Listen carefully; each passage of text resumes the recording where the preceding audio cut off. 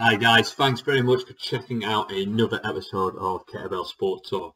So this week I was joined by a brilliant coach over in Ireland, Mark Stapleton. Mark has been involved with kettlebell sport in England and Ireland for over a decade now, so thereabouts. He's had massive success as an athlete. He's represented Ireland many a time on a world and European stage, and he's also developed a really good level of youth athlete, real strong teenagers who'll be lifting 32s at the age of 15, 16.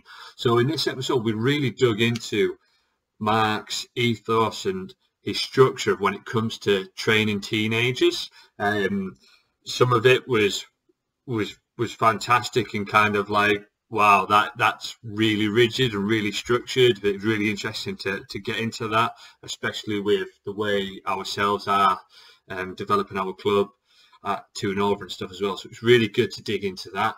We also just chatted about how he differentiates his training for his adults and his teenagers and that full structure and that kind of pathway. Mark's one of these guys who tells it how it is, so I'm sure you'll get a lot from it. Like I say, it was a great chat. I got a lot from it. It was absolutely fantastic for myself. Certainly a lot of ideas I'm able to implement in my club straight away. So hopefully you guys get a lot out of it. Just remember, guys, subscribe to the page just in the button below. Make sure you stay up to date with all of the episodes. These do get released weekly. There's also Kettlebell Sport Talk with the other 2 Nova coach, Simon Trenholm, as well, where we just catch up and review. So make sure you don't miss an episode. Click subscribe, dig in. Hope you enjoy this, guys. And if you've got any comments, drop them below. Let me know your thoughts. Speak soon.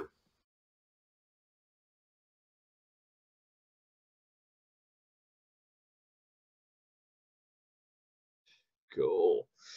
Hi guys, thanks very much for checking out the Kettlebell Sport Talk. I've got somebody with me today who helped me massively when I first started. I think I did a workshop many years ago now in the mega cold North Shields, but learned a lot over that weekend. It's something that I use with my coaching as well, so I was really keen to get him in. He's also a man that's probably been responsible for a lot of people leaving the sport because he's made 15-year-olds outlift grown men like multiple times and think, Jesus, I'm not even going to catch up with that 15-year-old boy, so I'm just going to stop now. So, but yeah, today, guys, I'm delighted to be joined by Mark Stapleton. So, how's things, mate? How's life treating you? Oh, great. Thanks. Thanks, Steve. Thanks for bringing me onto your show. It's great to share some of my thoughts and hopefully give some people some ideas on how we've been doing things in Kilkenny for a while. Yeah, definitely, man. Do you want to elaborate on how many years that's been, mate, or do you want to try and keep that card close to your chest? Well, yeah, I'm starting to feel older than I am, or probably I should feel. But I think it was 2009 I actually started with kettlebells. 2010 was my first competition in London, actually. Nice. So yeah, 2010 I started competing, and up to 2016 I was competing. I forget now how many competitions I've done. I think it's about 40 competitions. But I the last few years now I've had a bit of a break due to forced breaks from injuries, just to needing mental breaks. I think my first big last competition was 2016 Europeans.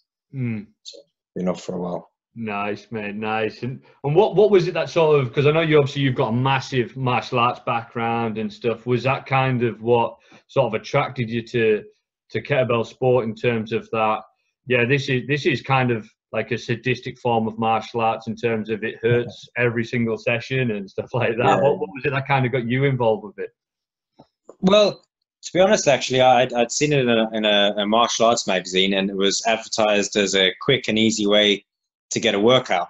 Right. So I figured, oh, right, I could do with that. I knew I needed to do some form of strength training, and I was kind of doing the regular kind of barbell, regular gym stuff, and I thought this looks interesting. And it was really just kettlebell fitness that I got into, but soon found out about kettlebell sports. and slowly got into that, and didn't realize that eventually it landed up taking over my training, because from something that was supposed to be just a quick little workout became 3-hour sessions.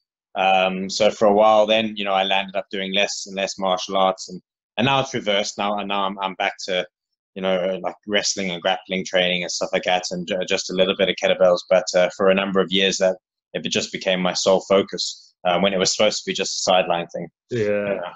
It's amazing, isn't it? I remember the same feeling. It's kind of, I used it just to sort of help me with my Thai boxing preparation, and it's so addictive, man, isn't it? It's kind of the... Well, that's it. It's one of those sports where a lot of sports, maybe team sports, and a lot of sports, it's hard to gauge if you're getting better or not. If you've got something like martial arts or things like that, well, you have a different opponent. There's so many variables in the day of competition or the test days. But with kettlebells, the variables are the weight is always the same. You're standing still. The variables are cut down so much that you can really gauge if you're better or not. Yeah. I think it's addictive because it's very easy to say, well, I've lifted more, I've lifted longer, I can lift heavier, therefore I'm getting better. But there is the downside, I think, to kettlebell sport, that it's addictive like everything. But people you just keep pushing and pushing and pushing for more and more and more, and you need to know when to say no. Every session can't be a PB session. Just because you could go 10 reps a minute with something doesn't mean you always have to go 10 reps a minute with something. There's a time when you need to know to go less, because that's when people get injured because of that sport, because it's so goal driven. Yeah, definitely. I think, and I've really come to realize that over the recent years and stuff, and especially with my own development and education. It was something we talk about on Coach Talk quite a lot, me and Si, talking about managing your training load and managing your workload, and how important that is, and making sure that you scale back your days. Like every day is not a 10 out of 10. It's not like you don't need to crawl out the gym on your hands and knees, and that's a real difficult mindset to try and break down for people, like reining people in and stuff like that. But I think, like you say, over the long term, it pays massive dividends, and actually the results, they go up when they matter. You've got to, when you're training, you're training as an athlete, not a workout.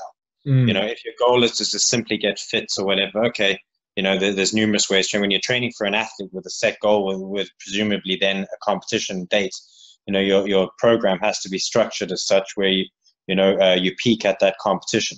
So people need to know, like, it's all well and good doing PBs in the gym and stuff like that, where the goal is to do that at competition. So you have to, like, I get annoyed if I give a certain pace or a certain amount, and then somebody does more than that.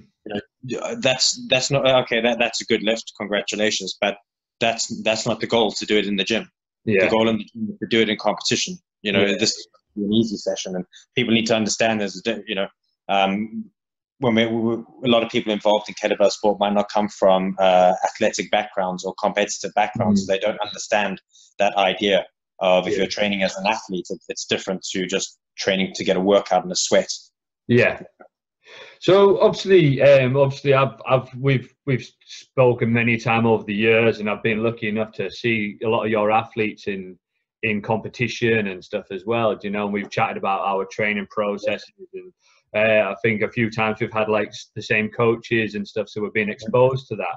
I know you've got a great team over in Kilkenny and stuff now. So obviously, what you've just touched on there about actually you're training as an athlete, and I know, similar to myself, you get a lot of young guys coming into the gym, and you've got a real young team and stuff. How do you sort of educate those guys? How do you sort of go about educating those guys and just saying, listen, like, we're going to be getting fit, but actually looking towards a goal if they start to compete? What's the kind of process that because you can never train kids the same as you train adults. So what's your kind of approach there? Well, so obviously, like, I have, we've built up quite a good junior team now. So I deal with the teenagers, and we have another coach, Olivia, deals with, now we've actually gone younger as well. Nice. And we have different training methodologies for both. And then I also have adult athletes. So, and obviously I started coaching with adults, and then got into coaching teens. And obviously straight away you start to see a difference. The teens can be quite motivated, goal driven. They like to compete against each other, but you have to. I sit down, and when they come into my class, it's a kettlebell sport class. So when they join, our parents will bring them in, and I'll go through the process of beginning to teach them. Jerk, for instance, is what we start. We teach them the warm-ups. They follow the group. To begin with, the first few sessions, I don't really pay too much attention to them. To be honest with you, they come in, they follow, because I've got a lot of teens, I've got a lot of dedicated people. So if they're new, I follow the group. We'll get one of the other teens to coach them a little bit. I do a little bit of coaching. I don't do it myself. I spend the time with the others. That way they get part of the group, and I'll see if they're going to come back. Once they do come back, then I'll say to them, look, if you want to train regular, you need to be training 3 times a week. That's why there is no, we train Tuesday, Thursday, and Saturday. If you're going to train with me, you train 3 times a week. If you can't do that, then this class doesn't suit you. Yeah. So I stipulated you're training 3 times a week with me because we compete. So if you're going to do this class, we do competitions. I'm not going to teach you kettlebell sports and then you not compete. If you don't want to compete, no problem. That's cool. We've got other classes in the gym if you're just looking for fitness. Yeah. So I stipulate that straight away, so they already know. Okay, we're doing a sport. It's like going to a football team, and then you go, okay, right, you're showing up to practice, but then you're not going to show up to games. So I let them know, look, we train to compete. Yeah. And then because of that, then we'll start. Then the next question, a lot of them will be, when am I going to compete? So then I say, look, when you're ready. So competition coming up shortly. So most of the team now are competing. I've got a few new people that aren't. So to begin with, I educate them on we're going to train you up for a competition. I go about, once I know that they're going to stay around, I explain to them, like most of the coaches, I explain to them the sports. I take them over to see the rankings table, and I start explaining them how I coach. Yeah. So I'll write programs, and then I'll sit them down and say, okay, this is your program now, and now watch one of my athletes there. Sit down. I want you to watch him doing his sets. Okay. I want you to count him. So, and then he starts counting. So usually now I will usually within 1 week, I'll have athletes jerking correctly. Yeah. That's with give or take, any of the teens coming in, I'll have them within 1 week jerking. And then I'll start them with snatch. 2 to 3 weeks, they're jerking and snatching. Start to show them a little bit of long cycle. Within about 3 weeks there, I get them started on a proper program. Right. Okay. Ready. So I'm real quick. Their first phase is coming in the gym, learning how we warm up, learning how we write the programs up, counting for the other athletes, sitting and watching some sets. Within about 3 weeks, I'll start getting them into proper programs. For instance, I might have the 3 sets of jerks with 2 4 kilograms, 2 6 kilograms, maybe 8 kilograms if they're not very strong. Yeah. But already then I start with the program. I start having them fill out their books. So they learn how to write their books down. Inevitably, most of them are going to do the sets wrong. I might write down, I like a method of going medium, heavy, light. Yeah. I like that. So I might write down 2 12s, 2 14s, 2 16, or 2 12s, 2 14s, 2 10s, and they'll come back and they'll done it in a different order. Yeah. So I make them do it again. Yeah. Right. Okay. So they learn. If the first few weeks I put them in a rack position and I say, okay, now you really need to get your hands in really, really deep because it's going to help. And I tell them 3 times. After 3 times, if they ignore me, okay, no problem. All right, okay, pick up 2 12s there. You're going to do rack for 10 minutes. Okay. And after that, that's why you'll always see my athletes will always have a correct hand insertion, because the way I coach them, I wouldn't coach adults like that. Yeah.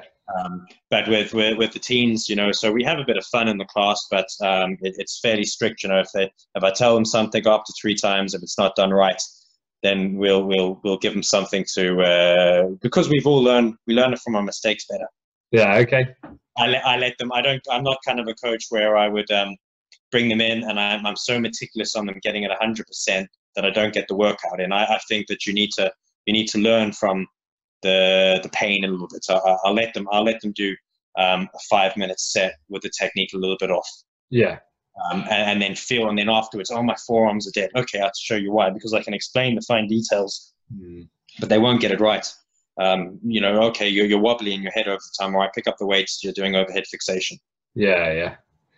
That's cool. Like I say, I think with that age group, I think they definitely respond a lot better to just hard and fast kind of, this is how we're going to do it. This kind of structured routine kind of thing, And I think what I really like there is the fact that they count the reps for the other athletes, because the different ways they can absorb the information, the technique, kind of like count the reps, but look out for his knee position, look out for his head, and it's just learn by watching, learn by doing, learn by feeling. And there's something I picked up from Olympic lifting, and some real great coaches out there, and I know you've done it yourself, is kind of, listen, at times the bar will be the coach, but in Olympic lifting, it's a heavier weight, so if that bar's going to go, it'll go.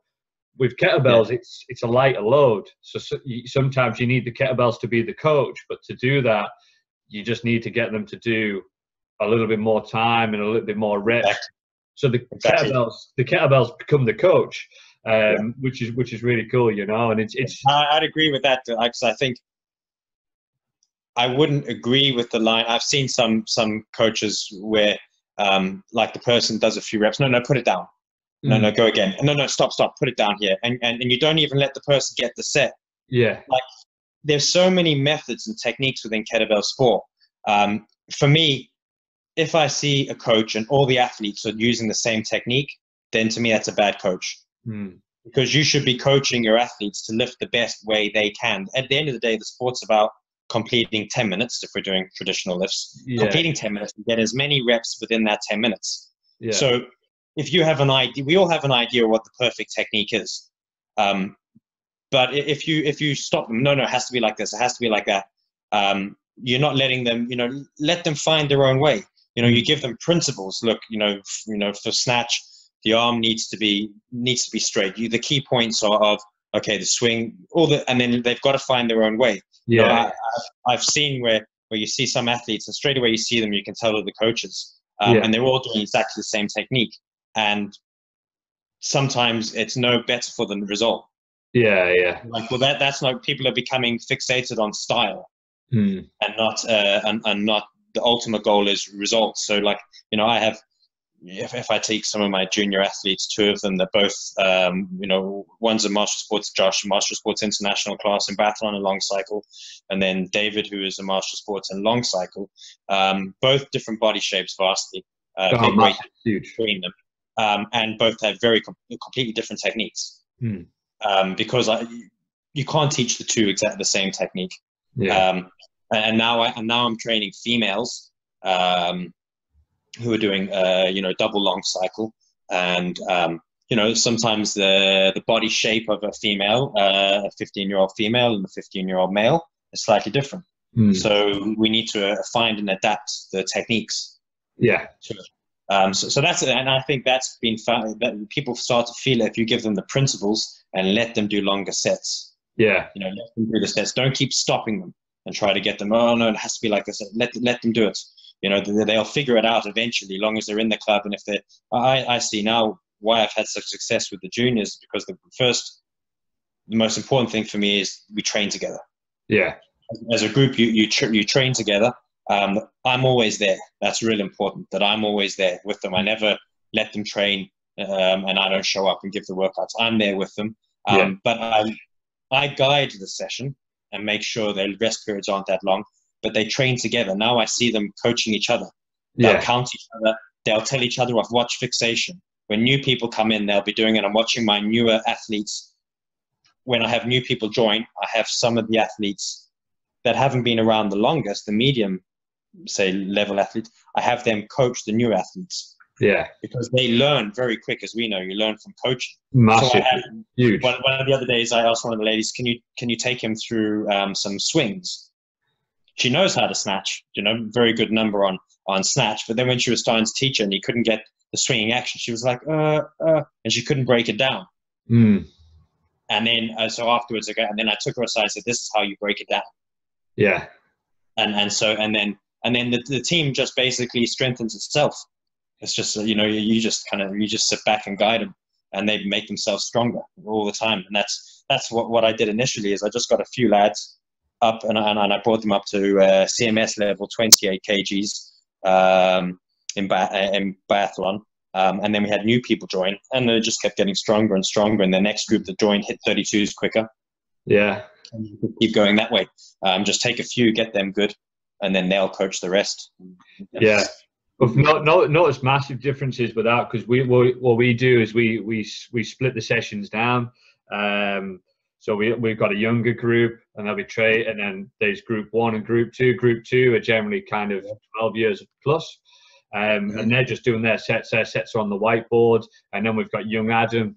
Obviously, he just comes in, he counts the reps, and he just sort of leads that a little bit. But the impact it's had on his lifting, and also those guys as well. But I think what they kind of like is they're like, gives them a bit of a confidence boost and stuff as well, of kind of like, oh yeah, coach is letting me just crack on and do it, because I remember being a teenager, although it's been a little while ago now, but I remember it's like, I hated being told what to do, know? It's kind of like, oh yeah, just aim for this. This is the rough guide, and then like, okay, yeah, no worries, I'll sort it out. But yeah, that learn by doing and that explorations is really important. But the amount you learn by teaching is massive. Even on my own lifting now, I give somebody a new cue, and I'm like, okay, yeah, and it's ingrained me. It's like, this works, and then you end up coaching yourself, don't you? Which is fantastic. So that's the thing with juniors. They kind of, what makes juniors,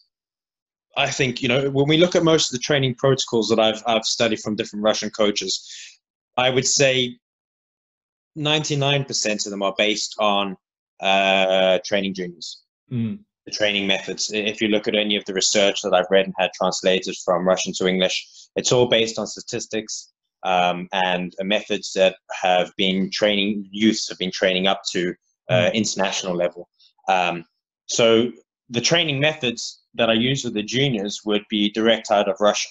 I would use those training programs that I don't feel they really work for most adults. It's different because we're a lot older. And it's different. So the training protocols I use with the juniors are mainly from Russia, and they work. I have huge success with them. The thing is with juniors, what makes them, you have like an energy about them where they're fearless. And you want that for most of them. You want them that they think they can do more than they can. You want it, because that's what you have to be brave when you're going to go out to a competition, and you're going to go to a pace or to reach a goal that you haven't done yet. That's going to be your PB.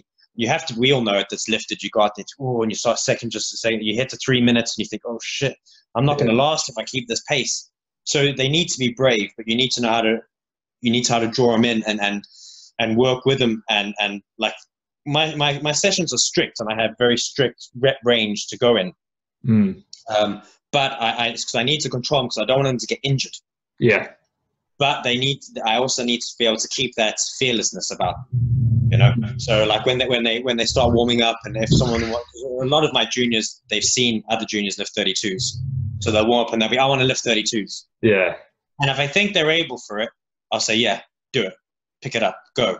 Because I don't want them fearful. My young junior, the female, she's already snatching a 24. Sometimes we just pick it up, and I'll say, pick it up, go for it. Don't be afraid of the weight. But that's depending on the athlete. Some athletes say, I want to pick up the 32s. No. It'll be no. And then if they no, don't question me. Because some will want to do more than they can. And as a coach, we need to know that there's no. And then others, you see the potential there with them, and you need to kind of harness it, show them. Don't be afraid of the weight. You can do this. That's the trick. The numbers, most programs, I think for juniors, if you have a good idea of programming, they're going to get good results. I think, I look at the programs I use, and I'm sure there's a whole bunch of other coaches that know the same programs, but why do we get the results that we get? I think I believe if you had to give me another junior that I was coaching and he followed our training method, but did it by himself, he wouldn't get the results. Yeah. I think we get the results because of the way we train in the gym. Yeah. With the group. Like we've had a number of juniors over the last few weeks preparing for competitions, doing 10-minute sets, and all the lads will stop. They'll either do 10-minute sets together. They'll all stop and count and watch, cheer them on. They all know their personal record. They all know what the person is going for. So they train as a team, even though it's an individual sport. Yeah.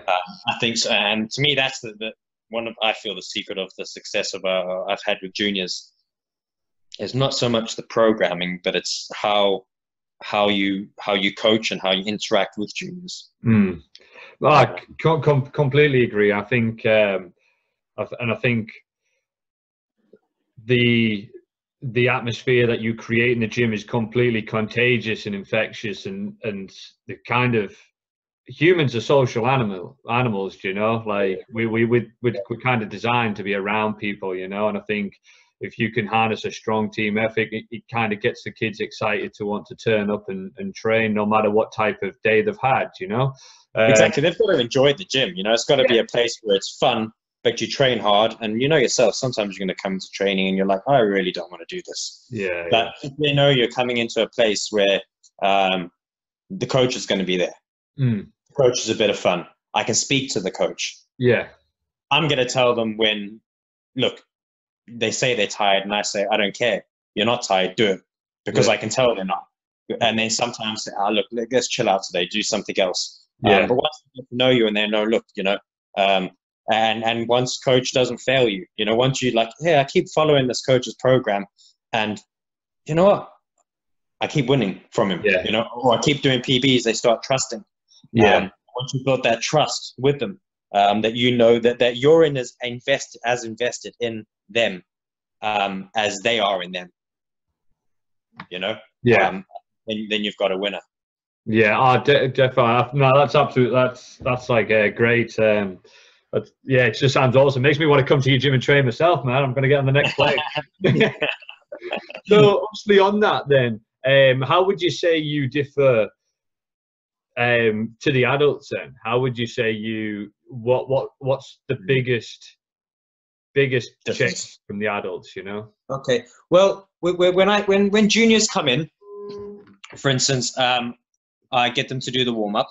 Yeah. And I watch how they do the warm up. And very quickly, once I see how their body shape is and how they move their body, I start to get an idea of their potential. And I look at them, and for me, every junior has a potential to be a professional athlete. They have time on their hands. Yeah. And that's a big thing. They have enough time. So if it's a young boy, he can be professional 32s. Mm-hmm. The young girl, she can be professional 20s, 24, sorry. And then as they start to do the work, I look at their mental attitude. If they give up the whole time and stuff like that, they're probably not going to have what it takes. Mm-hmm. Adults, though, from the outset, what is different is that not every adult has the potential to be professional. Because a lot of adults, you have age against your side, you have mobility against your side. Kettlebell sports, some people are built for it, some people not, like every sport. Yeah. And so I look at look at the adults, and then some adults, they might want to get to a professional level, but why? You're not going to get paid for it. Yeah. The fact is, if you get to a professional level, 32 kilograms for men, 24 for women, you're at high risk injury, because any sport at a high level, you're going to get injuries. Yeah. And you're putting your body under a high level of stress. And the person might have like a full-time job, loads of kids. Like I've had athletes, and I say, you don't need to go to 32s. You don't need to. Like, why? What are you going to get out of it? Because I was one of those athletes that thought that's where I want to go. And then hindsight now, I look at it and, hey, look, I might very well go back to it. I still have some unfinished business with them. But you don't get nothing from it. Yeah. You're not being paid for this. It's not like saying, well, if I get master of sport, then X, Y, and Z will happen. It's not. So you have to be realistic. So with adults, that's my biggest thing is so my coaching then changes because of that. Like I say to them, okay, this is an adult. He's got great potential. I think he can get to a professional level and do well uninjured. Mm-hmm. Okay. If not, then I say, right, okay, well, they want to get in shape, and I think kettlebell sports is really going to help them because it's goal-driven. They're a goal-driven person. Yeah. Kettlebells will help them. So then my training program in my head, I'm already starting to think long-term, but for most men, I'll think maybe 24 was then, you know. Mm. So for men and women, you know, adults, you know, I would start more fitness to begin with. Yeah. General fitness, just trying to get in shape, and unless they've already come specifically for kettlebell sport, which is unusual. Most of them, they come into a club through fitness, and then they say, I'd like to do the kettlebell sports. I'd like to give it a bash. If they're not in shape, I start doing, you know, the regular stuff, you know, get them squatting, deadlifting, just basic body movements. Whereas opposed to teens, within 3 weeks, they're already on a kettlebell sport specific program. Yeah. That's a difference. With adults, not, you know, because a lot of adults majority of them are coming from a position where they haven't done kettlebell any sports before. Their movement isn't correct. Mobility, as we know, is the biggest thing. They don't have the mobility. And I think that's in the long run, the benefit, any exercise can make them sweat. Yeah. Any exercise can get you in shape. In fact, there's a lot better ways to get in shape than kettlebells. Yeah. We've both been to kettlebell sports competitions where there's numerous amounts of people that are not in shape. Because it is a very technical sport as well. When somebody gets good technique, I believe that once you become very efficient in the movement, some of the physical benefits start to stop. You know, because you're doing it efficiently. So if the adult's goal is like, I need to get in shape, or I want to get them in shape, I think maybe something else is better. Yeah.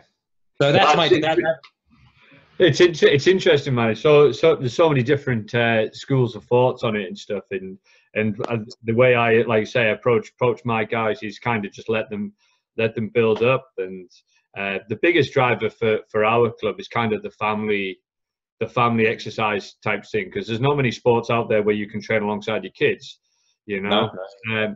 And that's a big thing that we get the guys doing in terms of competition. It's kind of just let them follow the process. But there's always the kettlebells is a small piece of the puzzle when it comes to these sessions. They're still doing lots of mobility flow type work. They're doing general squats and all of these, even from the young kids, because they're just developing physical literacy, you know. But no, the junior stuff's really interesting, and I think our club is kind of growing at a rapid pace. So everything's kind of changing, and we're doing a few different ideas, trying to find what works. And it's always interesting. The kettlebell sports is, when you look at it, really, it is young person sport. Yeah. You know, if we look at most of the world records being done and have been done, you know, that's the lads are in their, you know, moving into their 30s. They've been training from 17 or so up. You know, that's where the results are done. It is as old athletes, we can still perform, and we can still perform very well. But it is a young person sport. And I believe, you know, well, I have a passion about coaching young people, but you know, I think, you know, that is where the future of it is as well. You know, I know for Ireland, for All Ireland Kettlebell Lifting Federation now, there's a number of clubs that have huge amounts of junior teams. Some of them, it's really growing and very impressive. And we're really trying to promote that, because whilst you have a lot of the older athletes that are kind of like hanging on to try to achieve something they haven't when they're younger, which is all well and good, but I think, you know, the kettlebell sport should have more juniors in it than adults. But at our part of the world, England, Ireland, it's the reverse at the moment. There's more adults than juniors. Should be more juniors involved in it, because that's the right age to get involved in it and do the big numbers. And that's where I think, personally, I think clubs should spend their energy. If you want to see country records being broken and records being set, it's with the juniors. Spend the time with them. Because they're the ones that are going to do it. You know, you got a lad that's 30, 40 years old. He's not going to go out and break world records. Yeah, it's not going to happen. But a junior, any junior that we have, you know, one in my club, one in your club, they're anywhere around England, Ireland, somewhere there's a world champion, world record holder. We don't know it yet, but there is somebody there Yeah, to yeah, break a record. But if we ignore them, that's where the sport is in the future, when we're no longer practicing it at all, and yeah, with our walking sticks. And it'd be nice to look up and look at an Irish and English athlete that is among the best in the world. yeah, And the only way it's going to do that is start to coach them now, like they're doing in Russia. yeah. And so on that, what's the kind of the age from your experience? What's kind of the perfect age you found people to get into sport? What's kind of, do you think like, right, okay, from 12 plus, that's kind of the good solid age, or do you try and go 14, 16? What's, if you were to give somebody a blueprint and say, listen, this is what I believe is a good target audience for you to go? Because I know obviously Olivia's working with some even younger guys now, and we've got guys from 8, 9 years old and above, all the way up to 14, 15 in terms of junior youth brackets and stuff as well, but my impression is these guys who are coming in at 8, 9, they just build in physical literacy. If they get to 12 and they stop doing kettlebell sport, that's fine. But I need a big funnel to get those guys, because there might be 10 people who join and only 2 stay in kettlebell sport. I hope 8 of them stay, but for sure.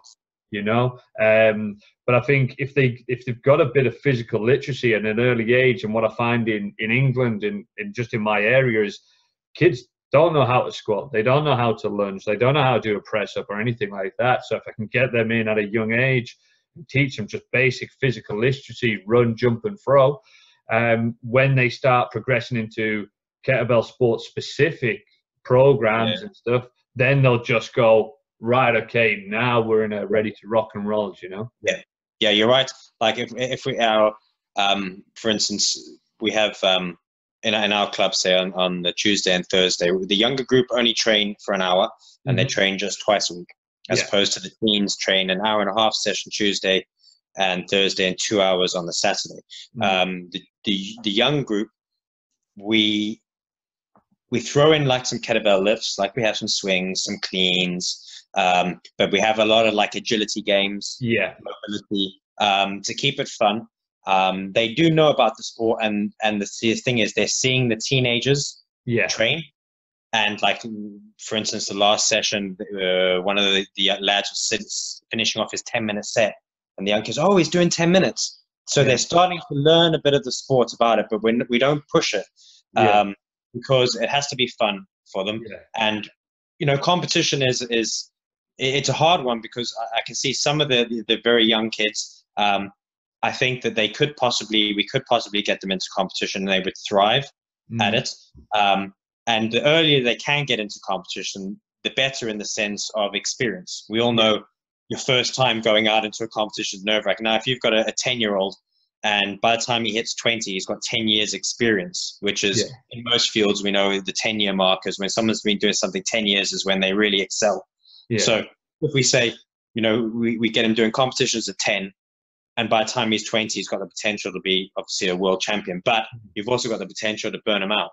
Because they've started too young, and that's the problem. So for us, then we've had like, what we've done is we've had like a fun day in the club, where we set up the place like a competition. And all the younger kids did the lifts, and our teens also did it, but they counted them as judges. So we've got them getting the experience of kettlebell competition, but not actually being at it. And then already there, we were able to see the ones that liked it and didn't like it.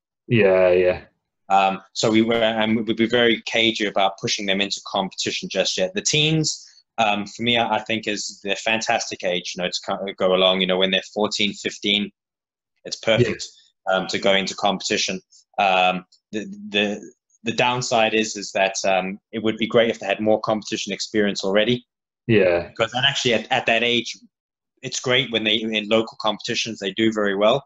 But when we bring them into European championships, they're still very behind. Because going up against 13, 14-year-olds that have been doing competitions for 5, 6 years already. A long time. And it is something that I've been putting a lot of thought into, and how to do it. We have, obviously, in Ireland, we have 5 and 7 minute competitions, which are same as yourselves. Yeah. I think they're great places to maybe take some of the younger group Mm-hmm. to try out those competitions, and try to give them the experience. So once they get into the teens, if they stay with the sport, that when they go internationally, it's not it's not new to them, because we've all seen some of the juniors come out and from countries that they're competing at a very young age. They're completely relaxed. It's the platform to them is it's a like, gym, isn't it?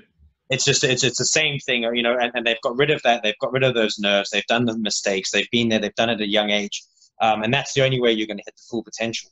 Yeah. One thing, the idea we're playing about with, and it'll be launching in March, is every 8 weeks we're going to have like grading days.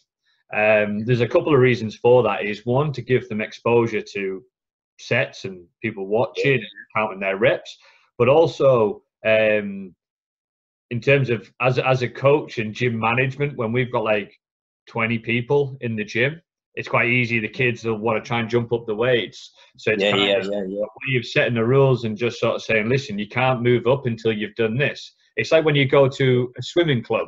It's kind of like, okay, you can do this, and proficient, right? You can move up to the next weight.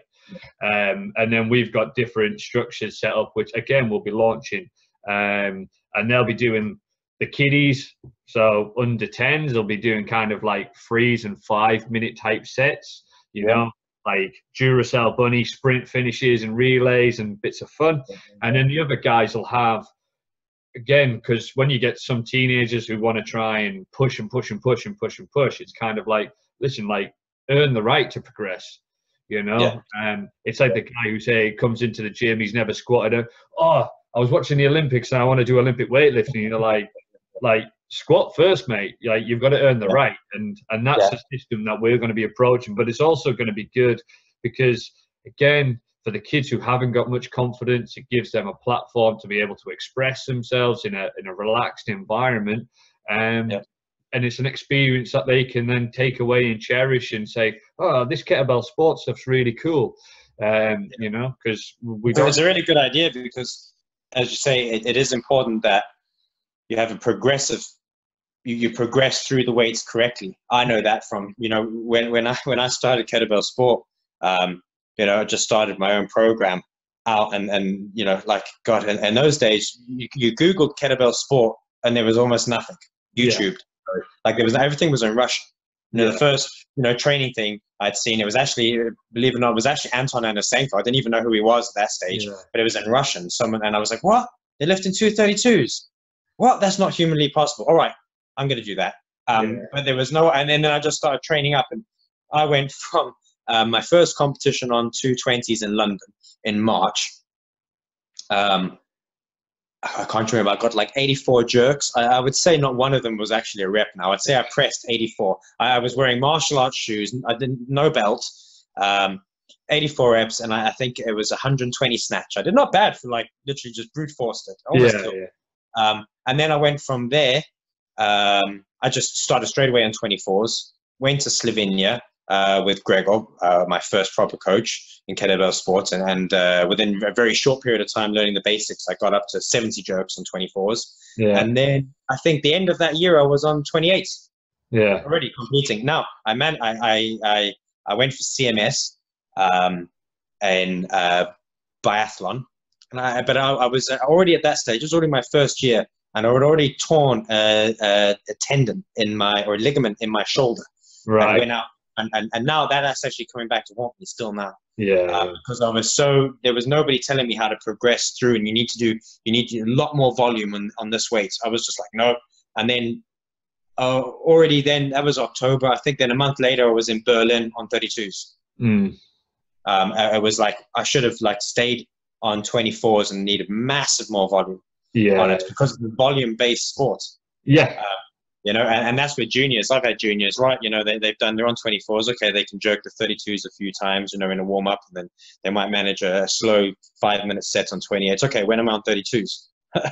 No chance. Your pace is way too. So what's your result on 24s? Oh, it's whatever. That's way too little. Here's the ranking table. I need you to do that plus an extra 20 reps before you think of going up. So yeah, the ranking tables are a fantastic gauge to be able to say, right, you see this ranking table, don't even ask me about going up another weight until you can hit that. Our ranking table, certainly for the 16s, 20s, and 24s, I want my athletes to hit more before they go up, because the ranks are achievable for people to hit the rank, but I still don't think it's enough for them to move to the next one. So they might start training with the heavier weights, but we're not preparing to compete on that heavier weight. Okay. More on the lighter weights. So when you're looking at those, last question, mate, because I've taken up so much time, and this is an awesome conversation. I'm loving it, you know. But so looking at that, mate, would you try and recommend people say, listen, try and see the rank and try and add like 10, 20% on or something like that? Because the ranks are too. If you look at them, they're easy. You know, really. You look at 20s, 24s, and I look back at I hit my rank on 20s with no kettlebell sport coaching, just brute force and ignorance. Yeah. You know, when I lifted 84 reps, I'm pretty sure it was 84. Just like I'd say I pressed 84 times with 220. Yeah. You know, so if I'd learned the right technique, and I got my rank, because I remember it was 120 snatch I had to do. It was the old WKC system then, where you had to have even snatch on each arm. So I had to do 120 snatch, but it had to be 60 each arm. And I hit that rank with 3 months of training, of my own training, knowing nothing about kettlebell sport, and I was able to do that rank. Yeah. So if you today, with the amount of knowledge that we have, and the amount of technical expertise that all the coaches have now, because just about every coach in England, Ireland has done training camps with Russian coaches. They have the training protocols. Yeah. There's no reason an athlete should only be hitting rank. You know? And then thinking they're moving up, because the ranking systems are, until you get to master of sports, the ranking systems, I think, are fairly achievable. Yeah. You know? And they're moving up. But then you have to gauge, are they moving up because, as we know, internationally, men are on 24s and 32s. And it's that gap between, which we all find, it's like, okay, I need him to compete on 28s, but if he competes on 28s, he can't make the team. Yeah. It needs to be 24s. And sometimes there's leeway. You're like, you know, I had an athlete that we brought to European Championships on 24s. The results is not enough yet, in my opinion. Not enough to compete with other people in his bodyweight category. But I wanted to get him exposure to the European Championships. Yeah. So he had potential. So it was that toy between, okay, he can manage the 24s. It's okay. He can do it safely. The numbers aren't big enough yet. But I'll bring him in. And he actually then also did 5 minutes on 28s. Yeah. In a 5-minute competition, because he was able for that. But then it was like, we're back down to 24s. Yeah. So yeah, I think with most of the ranks, I think to get a little bit more. I found in general, when I've looked at the results on Ireland, because we're looking at reevaluating our ranking table, and I've looked at the results from, for instance, juniors, we have 8s, 10s, 12s, and then 16s. And if you look at the results from the competitions, most of those results are smashed. Yeah. Like for instance, most of my juniors get their rank 1? I think with 16s, they do that just with jerk. Yeah. They'll do it with just a jerk alone. So we go for a lot more. Okay. Nice, man. No, that's absolutely awesome, mate. But mate, I like that. I'm sure we could probably talk for hours on this stuff, mate. But it's absolutely awesome. As one final thing, anybody who was thinking about kettlebell sport, or what would be your kind of top 3 tips for anybody in kettlebell sport now, regardless of level? What would be your top 3 tips that you could sort of give to these guys? Get health insurance. You laugh. People laugh, but you know what? No one fucking advised me on that. And you know, the fact is, you're gonna get injuries. People say, "Oh, I'm not gonna get injured." If you're gonna push yourself hard and you're a competitive athlete, as the nature of the sport, you do get injured. And I tell you what, I don't think I know any professional athlete that's not had something that's relatively serious. And I look at all my Russian coaches, my Russian friends. A lot of them had some serious, like operations. I think all of them I know have had operations, whether it be hernias to this and that, and they're covered. Yeah. So if you're going to go up to really push to a high level and your goal is high level, make sure your health, make sure you've got covered, because no one advised me on that. And I'm reaping the problems of that. So that would be something. The next one I would be, obviously you need a coach. The biggest tip I think there is I've seen is, I've got lads that are on like 20 kilograms, or you hear people on 20, and they're going out and they're getting a Russian coach, and you're paying ridiculous amounts online, for it. You should be able to get to at least 24 kilogram, and for a woman 16, without having to go to a crazy expensive coach or anything. Those coaches are for professional athletes. You don't need it. Go to your local gym. There's enough coaches around here. Train with a group. That would be my third. Is try not to train alone. It's inevitable sometimes when you're probably like myself, that sometimes we just have to do our training sets by ourselves between clients. But if get a team and train with the team, because when you train with the team, that's going to keep you in the sport longer. Sometimes you're going to go in and you don't feel like training, and they're going to help you. So my biggest 3 tips, I think, is make sure you have your health and things sorted, because you're going into a sport. Yeah.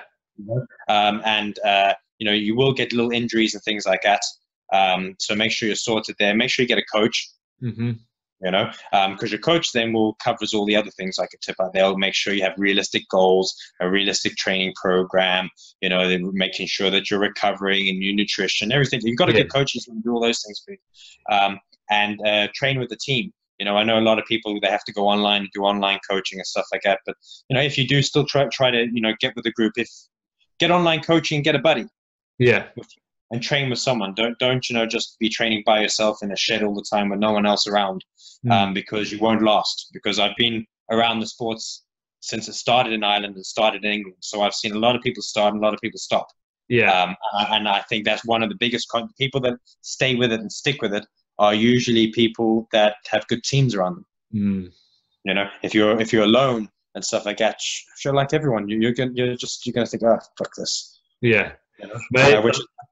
That's awesome, man. That's awesome. Yeah, mate. I think we've covered so much there, just on the teen stuff as well, man. I definitely think there's definitely. Cool. I'll probably listen back on it and say to myself, "Geez, I should have gone, more detail and things like more technical." But me, I prefer to just.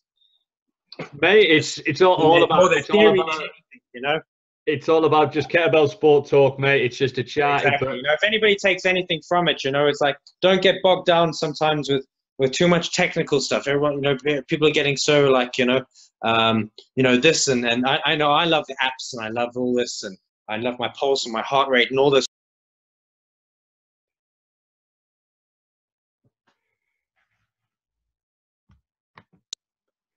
Just relax, and just if you train with a team, you have a goal, you work together, the results will come. Don't stress out too much with it, because I've made that mistake. It's become so stressful and then I think, right, then I'll get more scientific on it and stuff like that, and then just drummed it back down to its most basics, and you're like, actually, it's simpler that way. Yeah, paralysis by analysis, mate. It's a great way to end, mate, because I've made that mistake many a time myself. Hey, listen, thank you very much for having me, and if anybody listens, thank you very much. I'll have to listen to myself and cringe at my voice. Mate, I do it every single time, mate. But mate, absolute pleasure, mate. Absolutely loved it. Awesome. And hopefully we get to do it again soon, man. Fantastic, Steve. Take it easy, man. Cheers, mate. See you, dude. Bye. Thank you. Bye.